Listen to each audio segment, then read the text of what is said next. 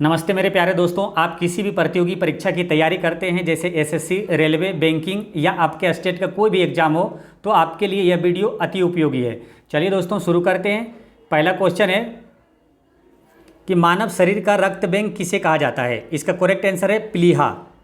दोस्तों आप किसी भी प्रतियोगी परीक्षा की तैयारी करते हैं तो तैयारी करने का बेहतर तरीका ये होता है कि आप जब भी पढ़ें तो आपके सामने जो भी कोई क्वेश्चन आए तो उससे रिलेटेड जितने भी इंपॉर्टेंट क्वेश्चन है जो परीक्षा में पूछा जाता है सभी को एक साथ रिकॉल कर लेना चाहिए। जैसे प्लीहा के बारे में यहाँ क्वेश्चन पूछा गया है कि मानव शरीर का ब्लड बैंक प्लीहा को कहा जाता है, तो प्लीहा से एक क्वेश्चन और पूछा जाता है कि आरबीसी का कब्रिस्तान किसे कहा जाता है, तो प्लीहा को ही कहा जाता है, ये ध्यान रखना है। नेक्स्ट क्वेश्चन है मनुष्य के शरीर में पित्त कहाँ उत्पन्न होता है, तो इसका करेक्ट आंसर है यकृत में उत्पन्न होता है। ठीक है, इसी तरह एक और क्वेश्चन आता है कि शरीर में पित्त कहाँ जमा होता है, तो ध्यान रखना है कि पित्त का संग्रह पित्ताशय में होता है। ठीक है, पित्त का स्त्राव जो होता है वो यकृत से होता है, लेकिन पित्त जमा कहाँ होता है, तो पित्ताशय में होता है, ये ध्यान रखना है। अब यकृत से एक क्वेश्चन ये आता है कि मानव शरीर की सबसे बड़ी ग्रंथि क्या है, तो यकृत है, ये ध्यान रखना है। यकृत को ही लीवर कहते हैं इंग्लिश में। ठीक है, और जब बात आई है सबसे बड़ी ग्रंथि की, तो मानव शरीर की सबसे छोटी ग्रंथि क्या है, तो मानव शरीर की सबसे छोटी ग्रंथि है पीनियल ग्रंथि, जो कि मस्तिष्क में पाया जाता है। एक क्वेश्चन ये आता है कि मानव शरीर में विटामिन ए संचित रहता है, तो कहाँ संचित रहता है, यकृत में ही संचित रहता है, ये ध्यान रखना है। नेक्स्ट क्वेश्चन है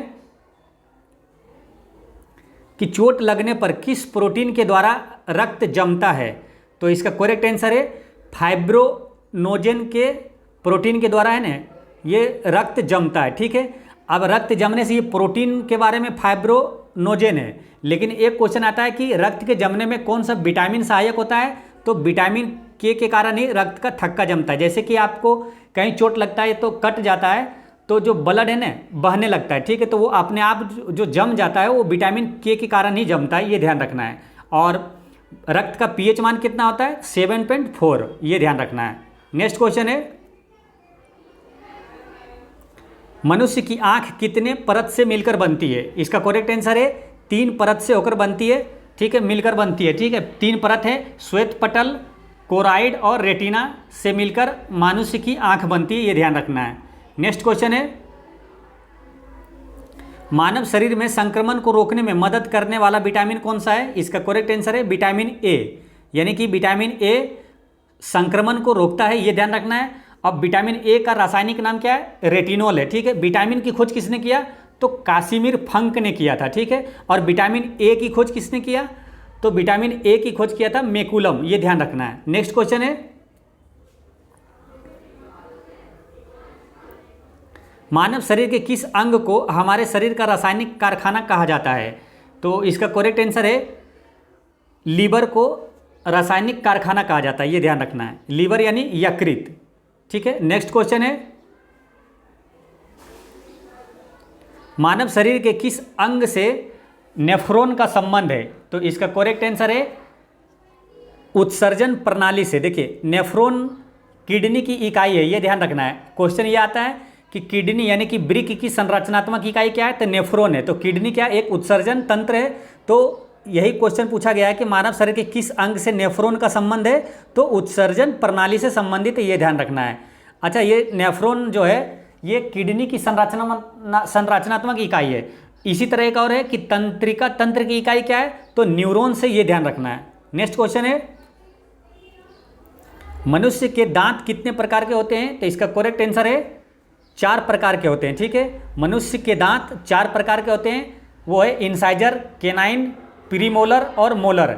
जैसे इंसाइजर जो होता है वो काटने दांत जो है काटने के दांत होते हैं, इंसाइजर काटने के दांत होते हैं। जो सबसे आगे जो दांत होता है वो होता है इंसाइजर, उसके पीछे जो होता है वो केनाइन होता है, वो फाड़ने के लिए काम आता है, और उसके पीछे होता है प्रीमोलर और मोलर जो कि चबाने के लिए काम आता है। नेक्स्ट क्वेश्चन है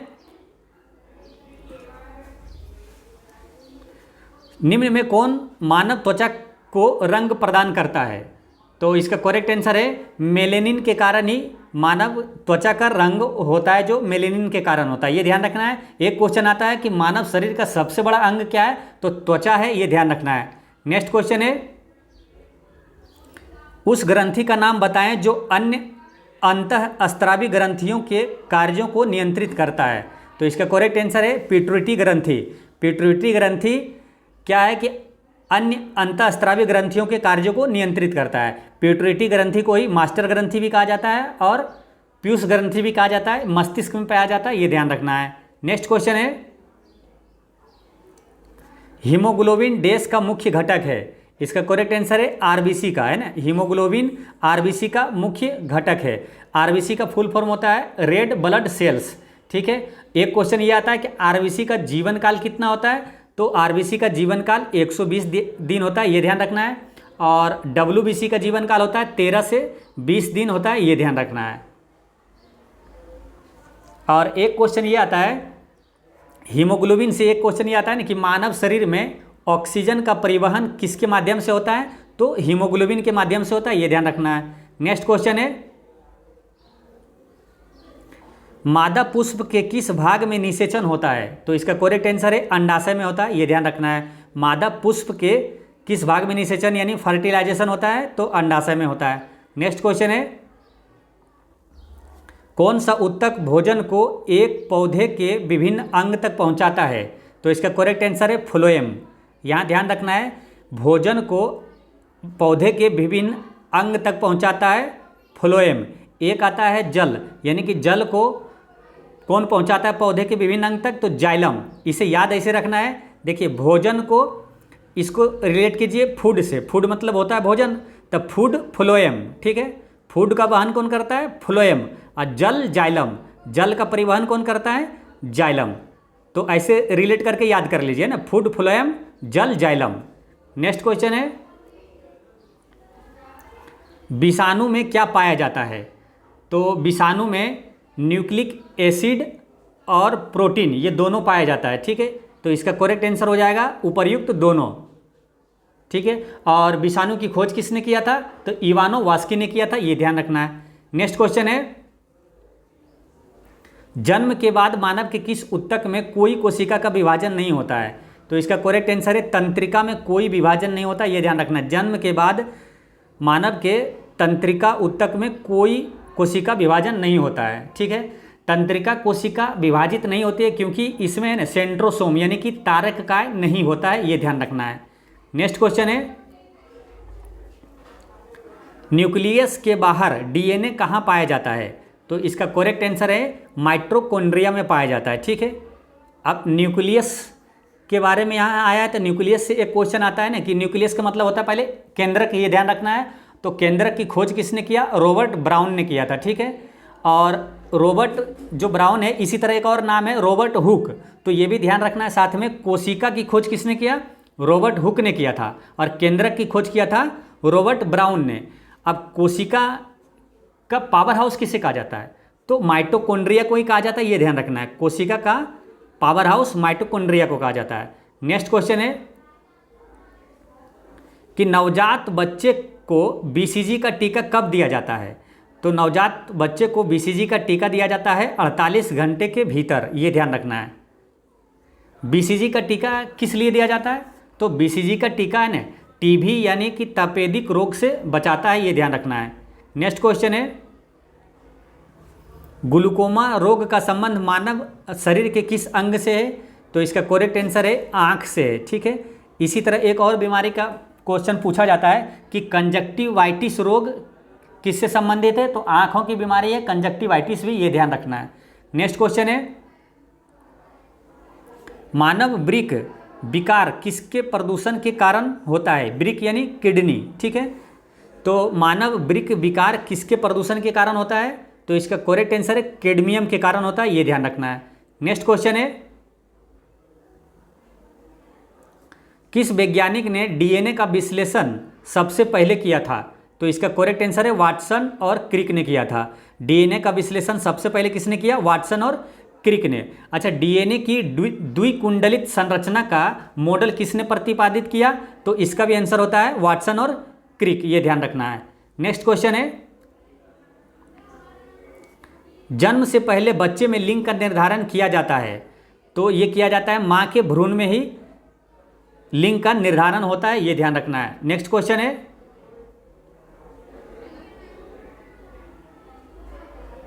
थायराइड ग्रंथि का खराब होने का मुख्य कारण क्या है? तो इसका करेक्ट आंसर है आयोडीन की कमी से होता है। ठीक है, एक क्वेश्चन ऐसे भी पूछा जाता है कि घेंघा रोग किसकी कमी से होता है? तो आयोडीन की कमी से होता है, ये ध्यान रखना है। नेक्स्ट क्वेश्चन है बात परागन किसके द्वारा होता है? तो इसका करेक्ट आंसर है वायु द्वारा होता है। अगर कीट परागन किसके द्वारा ये पूछे तो कीटों द्वारा होता है, ये ध्यान रखना है। नेक्स्ट क्वेश्चन है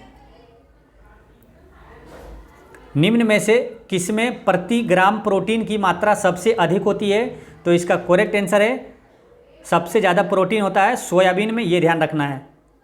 नेक्स्ट क्वेश्चन है दोस्तों, काफ़ी इंपॉर्टेंट सारे क्वेश्चन है जो कि आपके सभी परीक्षाओं के लिए उपयोगी है। नेक्स्ट क्वेश्चन है कि उभयचरों जलथर चर यानी कि एम्फीबियंस के अध्ययन संबंधित विज्ञान को क्या कहते हैं? तो इसका करेक्ट आंसर है उभय श्रिप विज्ञान कहा जाता है, ये ध्यान रखना है। यानी कि एम्फीबियन उभयचर यानी कि जो जल और थल दोनों जगह जीवित रह सकता है, उसके अध्ययन को कहलाता है उभय श्रिप विज्ञान। नेक्स्ट क्वेश्चन है किस पोषक तत्व की कमी से आंखों की बीमारी रतौंधी होती है? तो इसका करेक्ट आंसर है विटामिन ए की कमी से रतौंधी बीमारी होती है। रतौंधी को नाइट ब्लाइंडनेस कहा जाता है। ठीक है, और विटामिन ए का रासायनिक नाम क्या है? रेटिनॉल है, ये ध्यान रखना है। नेक्स्ट क्वेश्चन है किसी इंसान को हाइपरमेट्रोपिया है, नेत्र रोग विशेषज्ञ उसकी दृष्टि को ठीक करने के लिए किस प्रकार के लेंस का सुझाव देंगे? तो इसका करेक्ट आंसर है उत्तल लेंस का। ठीक है, हाइपरमेट्रोपिया इसका मतलब होता है दूरदृष्टि दोष। ठीक है, एक है मायोपिया, उसका मतलब होता है निकट दृष्टि दोष। देखिए यहाँ दो ही क्वेश्चन आता है ये कि दूरदृष्टि दोष को ठीक करने के लिए किस लेंस का प्रयोग किया जाता है? तो उत्तल लेंस का। ठीक है, और निकट दृष्टि दोष को दूर करने के लिए अवतल लेंस का प्रयोग किया जाता है। ठीक है, इसे याद ऐसे रखना है। देखिए दूरदृष्टि, दूर में क्या है 2 लेटर आ रहा है, तो उसे ठीक करने के लिए ये 3 लेटर वाला लेंस चढ़ाएंगे। ठीक है, और निकट में 3 लेटर आ रहा है, तो निकट दृष्टि को ठीक करने के लिए ये 4 लेटर वाला लेंस से ठीक करेंगे, ये ध्यान रखना है। ऐसे रिलेट करके याद रख लेना है। नेक्स्ट क्वेश्चन है हीमोग्लोबिन और मायोग्लोबिन दोनों के गठन के लिए डैश की आवश्यकता होती है? तो आयरन की आवश्यकता होती है, ये ध्यान रखना है। हीमोग्लोबिन और मायोग्लोबिन दोनों के गठन के लिए आयरन की आवश्यकता होती है। नेक्स्ट क्वेश्चन है कोशिका का शक्तिगृह किसे कहा जाता है? ठीक है, कोशिका का पावर हाउस किसे कहा जाता है? तो माइटोकॉन्ड्रिया को कहा जाता है, ये ध्यान रखना है। माइटोकॉन्ड्रिया और सूत्रकणिका एक ही है। ठीक है, यानी इसका आंसर हो जाता है उपर्युक्त दोनों, ऑप्शन नंबर सी। ठीक है, और माइटोकॉन्ड्रिया की खोज किसने किया? तो अल्टमैन ने किया, ये ध्यान रखना है। नेक्स्ट क्वेश्चन है कि जीवाणु की खोज किसने की थी? तो इसका करेक्ट आंसर है ये ल्यूवेनहॉक ने किया था। ठीक है, जीवाणु की खोज एंटोनी ल्यूवेनहॉक ने किया। और वायरस की खोज किसने किया? तो इवानोवस्की ने किया था, ये ध्यान रखना है। नेक्स्ट क्वेश्चन है एक विशेष कार्य करने वाले समान कोशिकाओं के समूह को क्या कहा जाता है? तो इसका करेक्ट आंसर है उत्तक कहा जाता है। एक विशेष कार्य करने वाले समान कोशिकाओं के समूह को उत्तक कहा जाता है। नेक्स्ट क्वेश्चन है श्वेत प्लेग को आमतौर किस नाम से जाना जाता है? यानी कि श्वेत प्लेग को आमतौर पर किस नाम से जाना जाता है? तो इसे क्षय रोग के नाम से जाना जाता है, यानी टीबी, ये ध्यान रखना है। नेक्स्ट क्वेश्चन है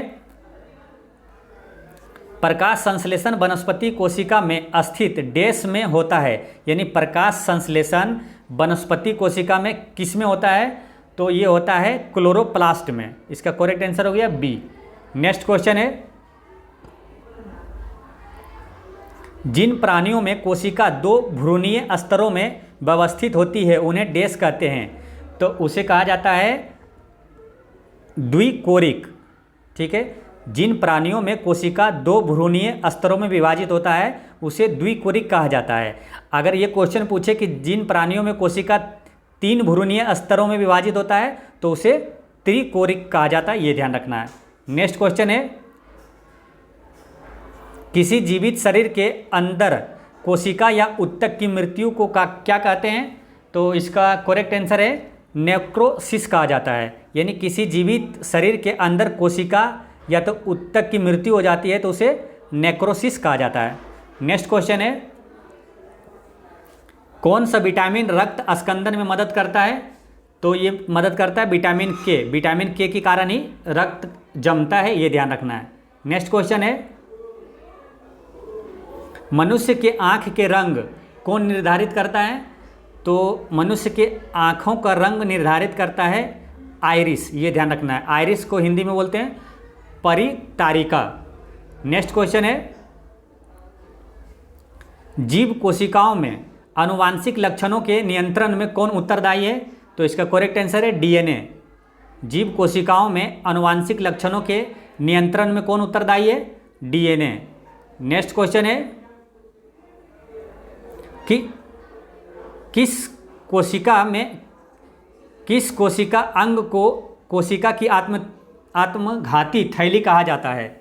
तो इसका करेक्ट आंसर है लाइसोसोम और लयनकाय, उपर्युक्त दोनों। यानी कि किस कोशिका अंग को कोशिका की आत्मघाती यानी आत्महत्या थैली कहा जाता है? तो लाइसोसोम को कहा जाता है, ठीक है। और लाइसोसोम यानी कि लयनकाय को कहा जाता है। इसे याद ऐसे रखना है रिलेट करके कि आत्मघाती यानी आत्महत्या यानी सुसाइड, देखिए सुसाइड में 2 सौ आ रहा है ना, सुसाइड। उसी प्रकार यहाँ लाइसोसोम, यहाँ में 2 सौ आ रहा है, लाइसोसोम, सुसाइड लाइसोसोम, ऐसे रिलेट करके याद रखना है। नेक्स्ट क्वेश्चन है, मनुष्य के शरीर में कशेरुकाओं की कुल संख्या कितनी होती है? यानी वर्टेब्रेट की संख्या कितनी होती है? तो होता है ये 33, ये ध्यान रखना है। नेक्स्ट क्वेश्चन है, शैवाल तथा कवक के मध्य सहजीविता कहलाती है? तो इसका करेक्ट आंसर है लाइकेन कहलाता है, ठीक है। शैवाल तथा कवक के मध्य जो सहजीविता कहलाती है लाइकेन कहलाता है। एक क्वेश्चन ये पूछा जाता है कि कौन सा वायु प्रदूषण का सूचक है? तो वायु प्रदूषण का सूचक है लाइकेन, ये ध्यान रखना है, ठीक है। नेक्स्ट क्वेश्चन है, वह शैवाल जिसका उपयोग अंतरिक्ष यात्री भोजन के रूप में करते हैं वह है?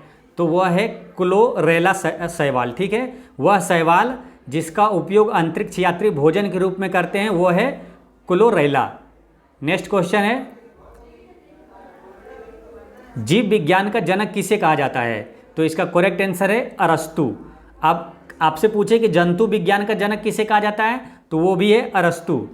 अगर पूछे कि राजनीति विज्ञान का जनक किसे कहा जाता है? तो वो भी है अरस्तु। यानी ऐसे समझिए कि जीव विज्ञान, जंतु विज्ञान और राजनीति विज्ञान तीनों के पितामह है अरस्तु, ये ध्यान रखना है।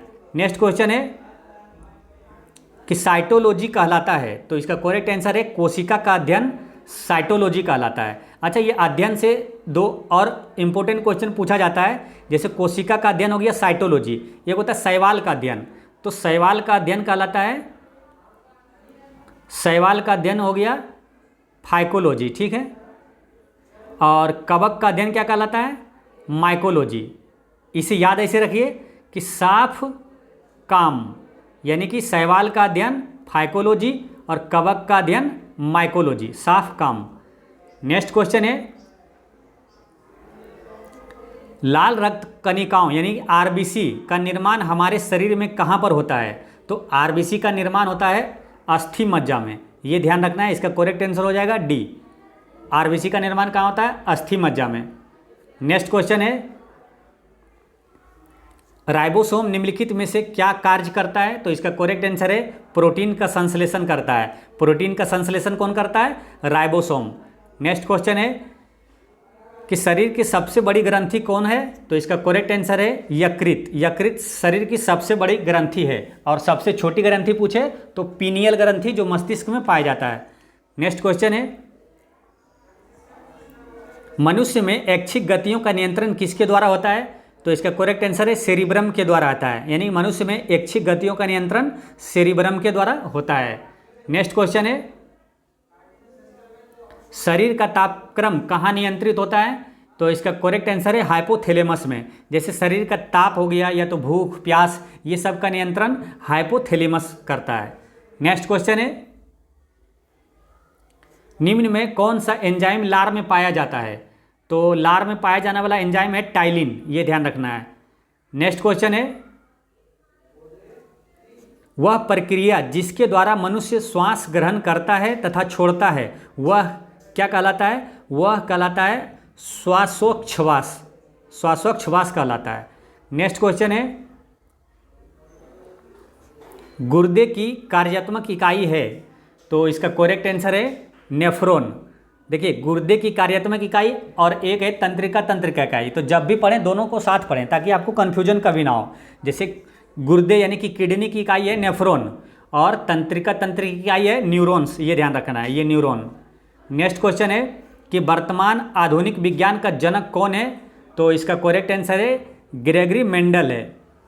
आनुवांशिकी का जनक कौन है? मेंडल। नेक्स्ट क्वेश्चन है,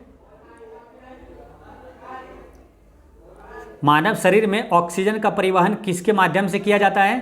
तो इसका करेक्ट आंसर है हीमोग्लोबिन, यानी कि ऑक्सीजन का परिवहन कौन करता है? हीमोग्लोबिन। ये ध्यान रखना है दोस्तों। इस तरह है ना बायोलॉजी के मोस्ट इम्पोर्टेंट 54 प्रश्न होता है समाप्त। ये सभी प्रश्नों को एक बार है ना रिवीजन कर लीजिएगा और आपके परीक्षा के लिए ये अति उपयोगी साबित होगा। जय हिंद दोस्तों।